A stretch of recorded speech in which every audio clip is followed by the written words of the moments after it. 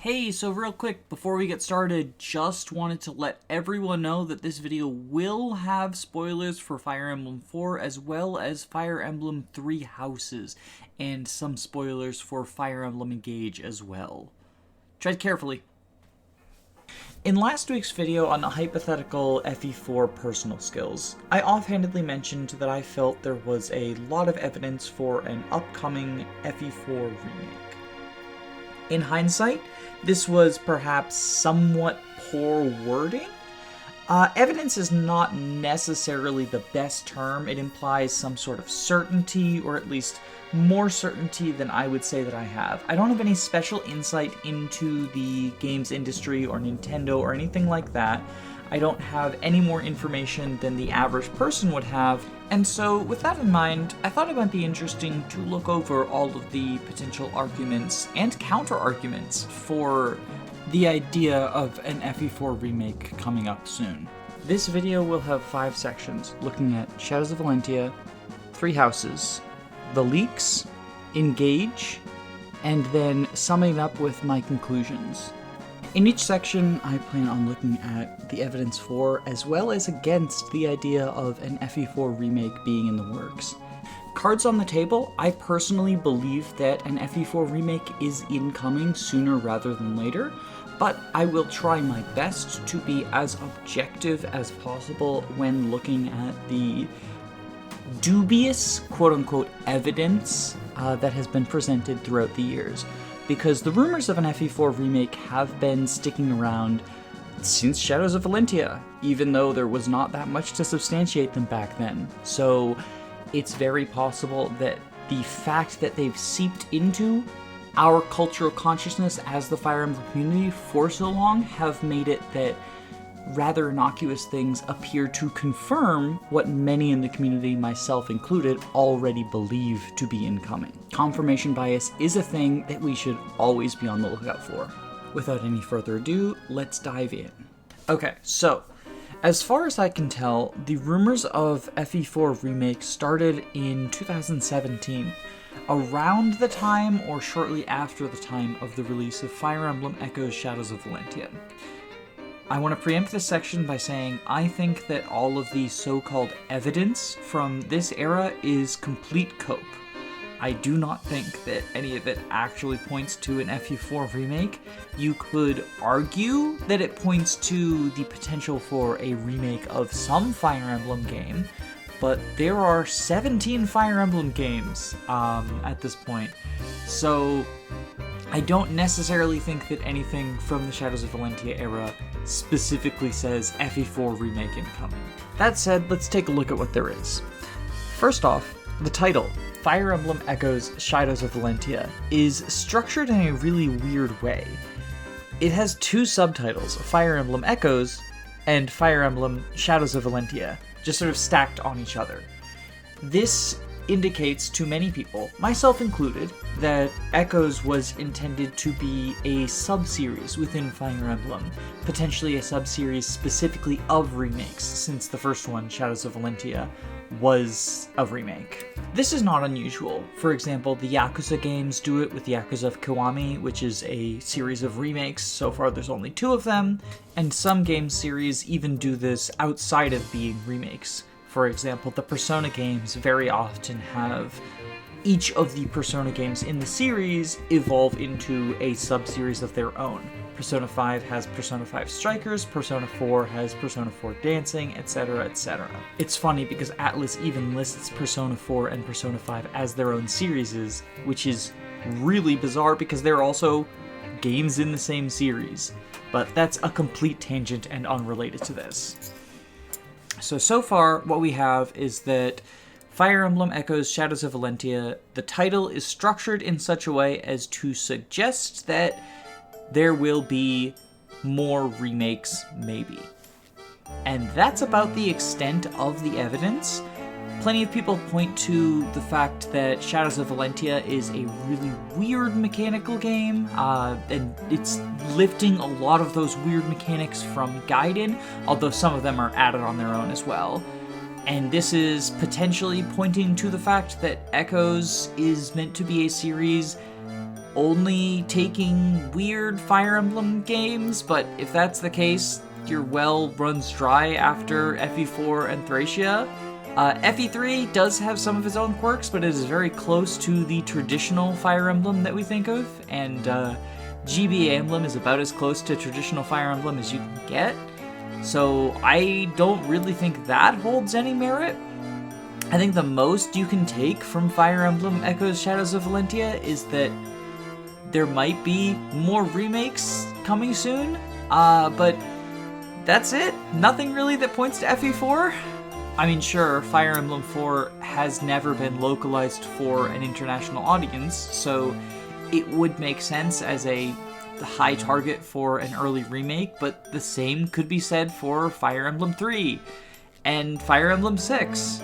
Additionally, the Tellius games are notoriously super hard to get a hold of, and you can no longer purchase the Game Boy Advance games because they're not available on the 3DS store anymore. Although with Switch adding Game Boy Advance games, that they might be available soon, I don't know. Regardless, I don't think anything in the Shadows of Valentia era specifically points to a Fire Emblem 4 remake incoming.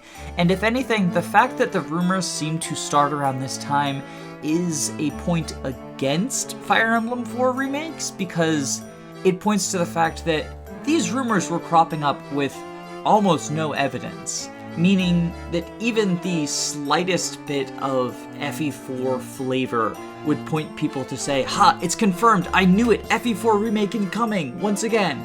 And yeah, I'm gonna go ahead and count this era overall as relatively negative for the likelihood of an FE4 remake incoming, especially since we have not seen a second Echoes game yet. So there's no definitive proof that Echoes is intended to be a sub-series.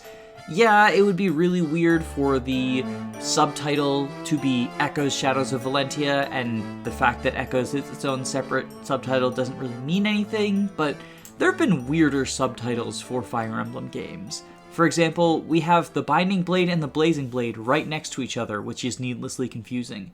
And the very first Fire Emblem game was named Shadow Dragon and the Blade of Light, which is a huge mouthful for a game that hadn't yet become a series. And then its remake was named Shadow Dragon, which means that Shadow Dragon and the Blade of Light are two separate games, and the first one is the one with the longer title. TLDR, naming conventions in Fire Emblem are weird, and I don't think the weird name in Echoes Shadows of Valentia necessarily means that Echoes is intended to be its own sub-series. I personally believe that Echoes is, or at least was at some point, intended to be a sub-series, but we don't have any evidence. That's just sort of my gut how I feel about it. Okay, Three Houses is where things start to get interesting. I still don't think that this proves or even strongly suggests that there is an incoming FE4 remake, but at the very least it is more than just grasping at shadows. Three Houses draws a lot from Fire Emblem 4, both in terms of its main structure and in terms of the tiny little Easter eggs that they have planted all over the place. Its overall structure relates to a world in which having one of 12 crests is highly valued and gives you some extra powers, and you control a large number of units who have access to these crests, as well as some who do not. This is extremely reminiscent of the Holy Blood of the 12 Crusaders, and the fact that multiple crest owners get into conflict with each other as part of the main plot is reminiscent of the fact that multiple different houses of Holy Blood get into conflict of each other. It's not exactly the same because the crests are basically proc skills, whereas the Holy Blood is related to growth rates and also the ability to wield holy weapons. But there's enough similarities, and there are holy weapons associated with the crests. It's just that anyone can use them. Having the crest gives you a special ability and immunity from the 10 damage drawback. Additionally, Three Houses has a time skip roughly halfway through. I think that the time skip is incredibly unnecessary and feels kind of forced in Three Houses, whereas in FE4, the time skip is a crucial part of the story. But structurally, they are very similar. The time skip in Three Houses comes after Byleth suffers a pretty major defeat, and the time skip in FE4 comes after Sigurd suffers a pretty major defeat. Additionally, while you don't get a bunch of new characters after the time skip in Three Houses, you do get to see new character designs, and I think maybe that approach was meant to echo the characters who join you, the children from FE4. As for Easter eggs, Three Houses is full of them, and the majority of them reference FE4 and FE5. The nations of Brigid and Dagdar are named after characters from FE5. One of the main characters, Claude, shares a name with an FE4 character, and he's the leader of the Leicester Alliance, who is someone who can be his son if you take one of the quote-unquote canon pairings. There's a city named Deirdre, which is similar to one of Deirdre's old translation names, and the Taltian Plains are a significant area in the backstory where a big battle takes place, and that sounds like Taltiu, or Tiltiu, who is a character who you play as in FE4. The character who is closest to the primary antagonist of Three Houses goes by the alias the Flame Emperor, which feels like a reference to the fact that there's an emperor with fire blood who uses fire magic, who is the main antagonist of Fire Emblem 4. Even the idea of there being an Officers Academy could be stretched to link to FE4, because Sigurd, Quan, and Eldigan all met in an officers' academy, and the idea of, three nobles from different lands all meeting in the officers' academy and then finding themselves on separate sides of a conflict is something that happens in FE4 and something that is a huge thing in Three Houses. With all of that laid out, I don't think that this indicates an FE4 remake is incoming either. There's two primary reasons for this. The first is that the Fire Emblem series frequently references older games without necessarily meaning that remakes are incoming. Sophie's horse is named Avel, for example, who is a Thracia character, and Church names her wyvern Minerva. Even Three Houses has tons of references to games that are not Genealogy of the Holy War in it. The White Heron dance to get your dancer is a reference to the fact that Tellius has herons instead of dancers. There's a mountain range named after Ogma from FE6. Tiny little hints like this are scattered throughout Three Houses, and it would be absurd to say that this means there's going to be a remake of every single game in the series coming next.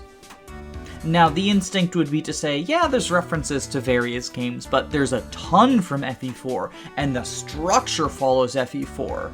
And while that is the case, the second reason that I think that this isn't the bombshell argument that people make it out to be is they've done that before.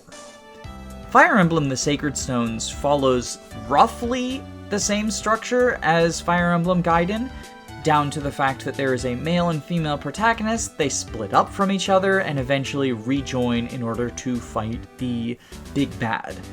It also has a world map, which is very rare in Fire Emblem, especially in that era, and monster encounters, and in fact was the first time that non-dragon monsters appeared since Gaiden. However, as we can clearly see, Fire Emblem 8 The Sacred Stones did not immediately lead to a Gaiden remake. Now, I'm sure if the Fire Emblem community were online and as active back then as it were now, there would probably be rumors of an incoming Gaiden remake, but that just wasn't the case, and it didn't come to fruition that there was a Gaiden remake. So while Three Houses draws a whole bunch from FE4, and while Shadows of Valentia has a title that suggests maybe they're intending to do more remakes, I think that those are sketchy evidence at best. That said, around this time, the already present rumors of an incoming FE4 remake started to get more popular, with people citing the fact that Fire Emblem Three Houses was structurally very similar to Fire Emblem 4 as the primary bit of evidence for this. It's a slightly stronger argument than the fact that Echo's Shadows of Valentia has 2 subtitles, but I really don't think it holds water when you examine the history of the series. Now we get to the meat of the video, and to my mind, the most interesting part of the FE4 speculation. On June 13th, 2022, Emily Rogers posted about an upcoming Fire Emblem game that would later become Fire Emblem Engage. In this post, she said that the new Emblems gimmick would exist and allow you to summon characters from the past, talked about the new main character, who we now know as Alir, and his weird hairstyle, as well as his mother being a dragon. She also said that Koei Tecmo, Intelligent Systems, and Gust were all working on this together, and that Gust heavily assisted with the visuals and graphics, making them an improvement over Three Houses. The last thing that she stated is that this was intended to be a 30th anniversary game, and the game has been finished for over a year. The next day, a Reddit user by the name of Miasma Delta posted about this as well, reiterating the same information that Emily Rogers had posted.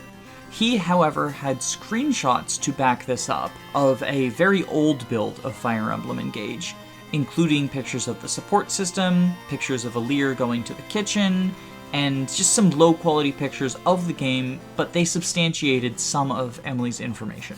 Miasma Delta also added some new information, stating that the game drew from the cancelled Wii Fire Emblem game, as well as stating that the emblem system would not be a full-blown Fire Emblem Heroes gacha-style game, but something slightly different. Most interestingly for our purposes, however, Miasma Delta is the one who stated that the FE4 Remake would also be incoming. Emily Rogers, the initial poster, did not say anything about an FE4 Remake. So let's examine this information, starting with Emily, because the majority of her information was correct, although there is still some stuff we can't confirm, and there's some stuff that we outright know to be incorrect. First off, obviously, Engage exists, and Alir is the main character, and Alir is the child of a dragon. The emblem system also is a key part of Engage, so good on that. Where things get sketchier is the idea that this was an anniversary game for Fire Emblem's 30th anniversary, and that it's been finished for over a year. While I personally think the game makes a lot more sense if you believe it to be an anniversary game, this was never officially confirmed by Nintendo. The idea of summoning past heroes and all of the clever references to the 30-year-long history of Fire Emblem feels like something that would have been great for an anniversary game, so I'm willing to give Emily credit for this, but like I said, we don't have any official confirmation that it definitely was an anniversary game. We also don't have any official confirmation that the game has been finished for a year. Now, it's possible that it was finished or nearly finished, but COVID caused delays. Remember, COVID started around the time of Fire Emblem's 30th anniversary. Perhaps it's a plague to punish us for Fire Emblem after all. And Nintendo has definitely had some significant delays in their release schedule as a result of COVID. Just look at Metroid Prime 4 and Tears of the Kingdom, which had other factors but got delayed because of COVID. The idea of the game being finished, or at least nearly finished, for quite a long time is also kind of backed up by the DLC schedule. At the time of release, we will have gotten the third wave of DLC earlier this week, and the game just came out a little over a month and a half ago. That's an extremely fast turnaround for the DLC waves, especially considering that these DLC waves are much more substantial than the waves we got in Fire Emblem Three Houses, which took a lot longer to release. It's possible that they just needed to do the finishing touches on the DLC, and they wanted to have that ready to go so that it wouldn't be showing up a year or two after the game was put out.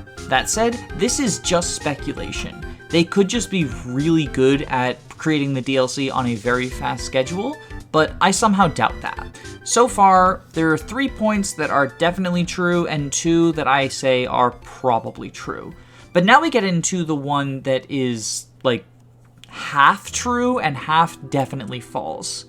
The idea that the graphics are better than Three Houses is subjective, but I think that the graphics are a significant step up. The animations are smoother, the models look cleaner, there's just a lot of good graphical care.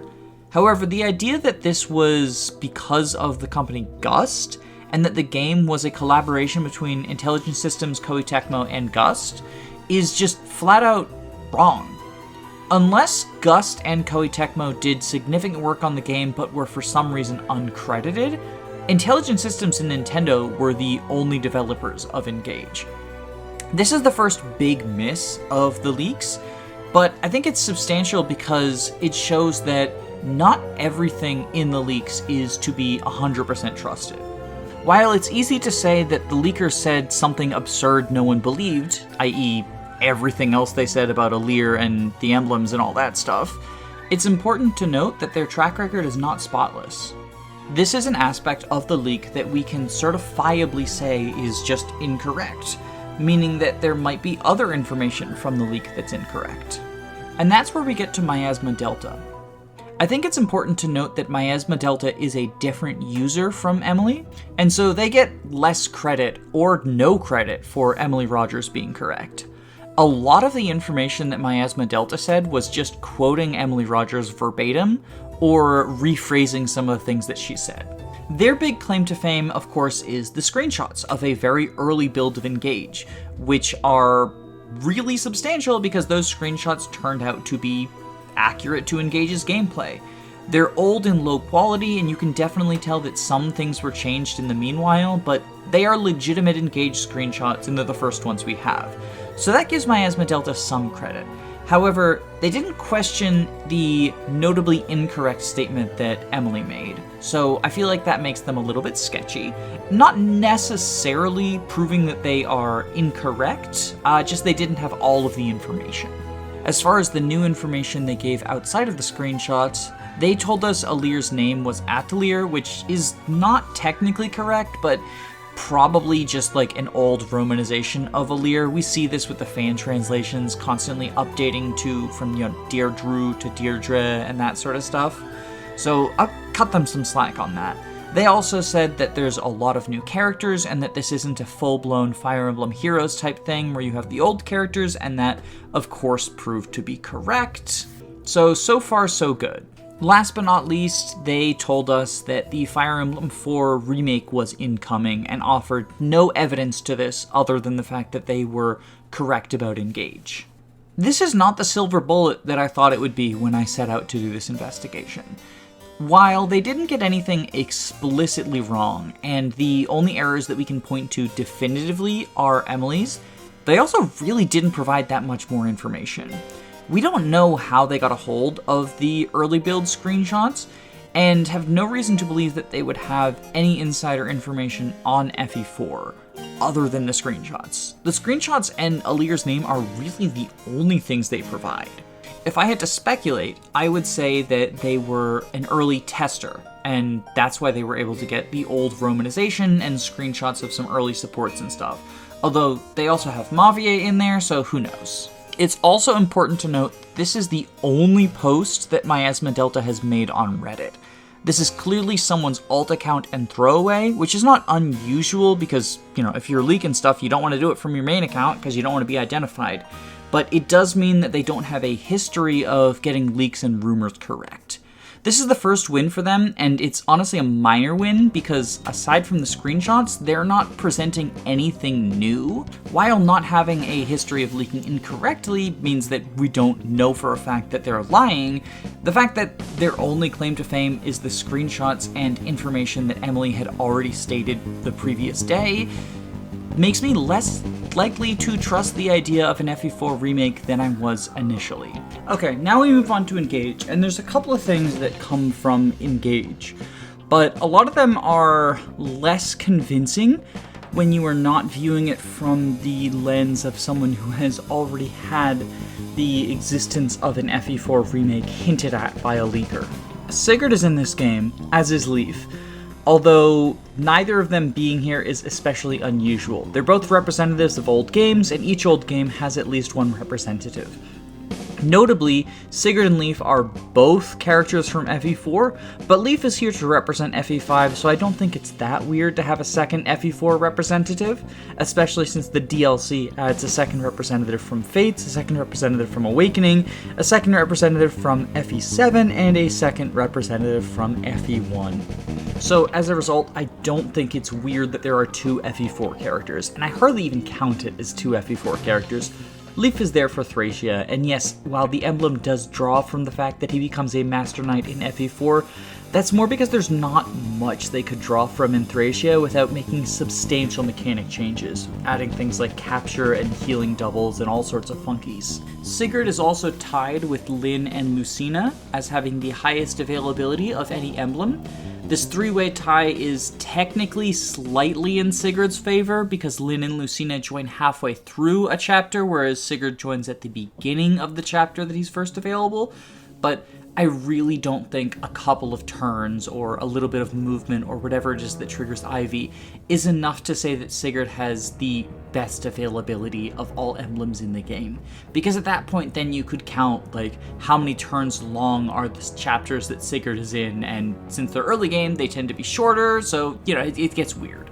Now, people have pointed out that Lucina is a representative of Awakening, aka Saved the Franchise, and Lyn is a representative of FE7, aka the first English-translated Fire Emblem game, so Sigurd having the third slot in terms of highest availability is a little bit weird and perhaps suggests that FE4 Remake is incoming or was intended to have already happened prior to Engage coming out. However, I would point to the fact that FE4 is insanely popular in Japan and say that it would make sense for him to have the highest availability with that in mind. It's not the most popular game internationally because it was never released officially internationally, but I don't think it's out of the ordinary for them to have the representative from the most popular game in Japan be the representative who ties the other two as having the highest availability. The one other point I would bring up about Emblem Sigurd is that he and Marth are the only emblems that have significant interaction in the story. Marth is Alir's constant companion for the first half of the game, and kind of the damsel in distress for the second half of the game. And Marth and Alir have conversations, in particular with Marth warning Alir not to go into Distinia Cathedral. So that's, makes sense. Marth is the First Lord, Marth being plot relevant seems good. Sigurd, meanwhile, is treated as sort of Lumera's confidant. Sigurd is the one who Lumera trusts to keep the truth about Alir's lineage from her, and Sigurd is the sort of de facto leader of the emblems in Marth's absence. During the cutscene at the beginning of Chapter 18, when they're discussing the miracle, Sigurd is the emblem who kind of seems like he's filling a leadership role. While all of the emblems you have at that point voice a couple of lines, Sigurd's the one who is taking charge of the conversation. And that's really it in terms of Sigurd's contributions to the main plot. Obviously, he's important in the paralogue and bond conversations, but so are all of the other emblems, so I don't really count that. Sigurd is present during Lumera's death scene and talks a little bit about that. I guess that's a minor plot contribution, but to me that's not really relevant enough to say that Sigurd had a huge role in the plot beyond Lumera's confidant and sort of the de facto leader while Marth was away. I will say regarding that scene, however, Sigurd does kind of spoil the fact that he dies at the end of Chapter 5. People made this out as if it was a huge spoiler and like, how dare intelligence systems give away the biggest twist in FE4. And my instinct initially was to point to that as evidence that an FE4 remake was potentially intended to have already come out at the time that this game came out, so it wouldn't be weird to point to the spoiler. But then I re-examined the conversation, and what he says is very vague. He does definitely talk about how he dies, and in some of his Bond conversations, he talks about how his son had to grow up without him, and that sort of stuff, but there's never anything super concrete, and I don't think that someone unfamiliar with FE4 would watch that cutscene and then later go play FE4 and know about everything that happens during Chapter 5. So I feel like you could point to that as evidence that the game was written with the fact of FE4 Remake having already happened in mind, but it's a real big stretch. Let's also look at the idea that an FE4 Remake was intended to come out before Fire Emblem Engage. This is something that kind of gets tossed around when people talk about an FE4 Remake, and I myself am guilty of tossing it around. I subscribe to the theory a little bit. I think that if an FE4 Remake is incoming, it's likely that it was intended to happen before Engage. There's a couple of reasons for this. The first is that structurally, if Echoes were the start of a new series, it would make sense for there to be Echoes mainline, etc., in a similar manner to how the Pokemon games tended to do that in the early days, where you would get a new generation and then a remake, then a new generation and then a remake. You got this with Fire Red Leaf Green, you got this with Heart Gold Soul Silver, and you got this with the Ruby and Sapphire remakes, whose names I can't remember. They did sort of slow down after that, spending 2 generations before a remake, but I think that's because they didn't want the remakes to catch up with the modern games too quickly, and I'm fine with that decision. I feel like that's also probably the route that Fire Emblem Echoes would want to go if Fire Emblem Echoes is a remake series, simply because there's a large backlog of Fire Emblem games that would benefit from a remake, whether it's for mechanical updates or just for accessibility updates. And I mean accessibility as in more people can play them, not accessibility as in disability stuff, just to clarify. It's also worth noting that the internal code of Fire Emblem Engage refers to itself as Iron 18. For those who don't know, the games are referred to themselves internally as Iron and then the number of the game. So for example, Radiant Dawn is Iron 10 and Shadow Dragon is Iron 11. This is a nerdy joke to the fact that the element Iron is represented by FE because coders are absolute fucking dorks and we love them. Weirdly, despite being the 17th game in the series, Fire Emblem Engage is internally referred to as Iron 18, leading many to speculate that there was intended to be a game in between Engage and Three Houses, and it was either cancelled or delayed, possibly as a result of COVID-19 making the development schedule for Engage increasingly difficult. And maybe they moved people from the team for whatever Iron 17 is onto Engage in order to get it out in a timely manner, since it was theoretically intended to be an anniversary game. We suspect. We don't know, but we suspect that it was intended to be an anniversary game. There's actually precedent for this thing, however.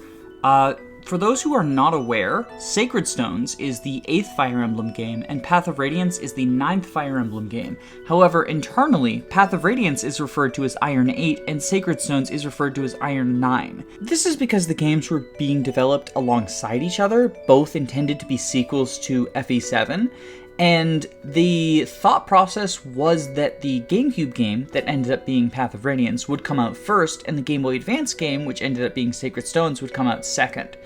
However, Sacred Stones ended up getting finished earlier, simply because it was a shorter game and they could make use of a lot of the resources from the previous GBA games.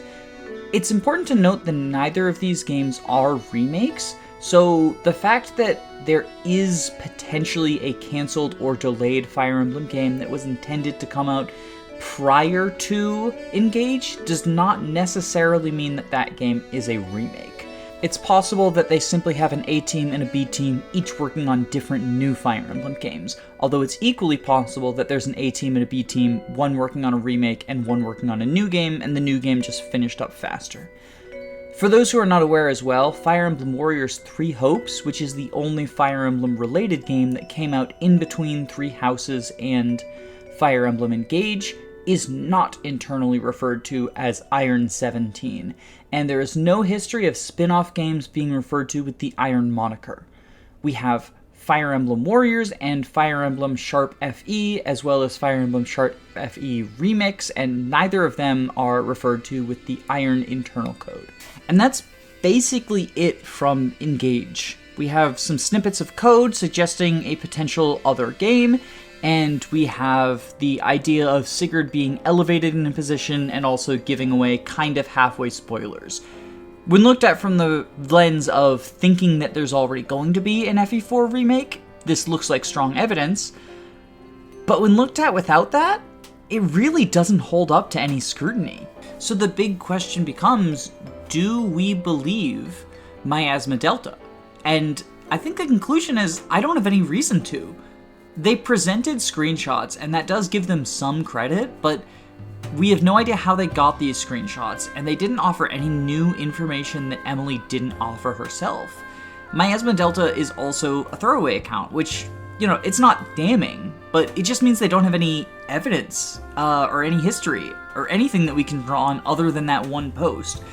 In their initial post, they also explicitly said they weren't going to do an AMA or answer questions, suggesting that the information that they had was highly limited. It's possible that those screenshots they posted are the only thing they had, and they might have even gotten them secondhand as opposed to actually testing the game themselves. It's very possible that someone just wanted to throw the rumor of an FE4 game out there, had a little bit of credibility that they could flaunt, and decided to do it. I personally think that an FE4 remake isn't off the table, and I would love an FE4 remake, but I don't think we have any strong evidence other than just, like, feeling. It's not what I thought the conclusion would be when I set out to make this video, but I kind of have to take the facts as they are. FE4 Remake might be incoming, but FE4 Remake might not be incoming. We don't really have any insider knowledge or anything to draw on other than just hopes and dreams. Kind of a downer way to end a video. So I will say that the rate at which the Fire Emblem DLC is getting pumped out does hopefully suggest that there might be some more Fire Emblem related stuff coming in the future. If they did not have anything Fire Emblem related to come out next year, I think that they would probably hold off on releasing the DLC rather than blowing their load all at once. After all, you can feed drips and drabs, or you can just blow it all and then have a drought of Fire Emblem information. My assumption from the fact that they're blowing it all means that they will have something new. But that's just an assumption, and I have no evidence other than the release schedule for it. Just kind of wanted to end on something positive. In the meantime, if you haven't played FE4, the current fan translation is actually pretty good. FE4 is in my lower tier of Fire Emblem games, but I still recommend that all hardcore Fire Emblem fans give it a try. It's very different from modern Fire Emblem, so there's going to be some adjustment if you've only played things from the GBA era onwards, but I think the story is pretty good and worth it, even if it's somewhat poorly told, and I think that you should check it out if you haven't. And if you're a fan of FE4, why not go replay it? You know, remake might be incoming, but it might be a while, so might as well go replay it. Bye!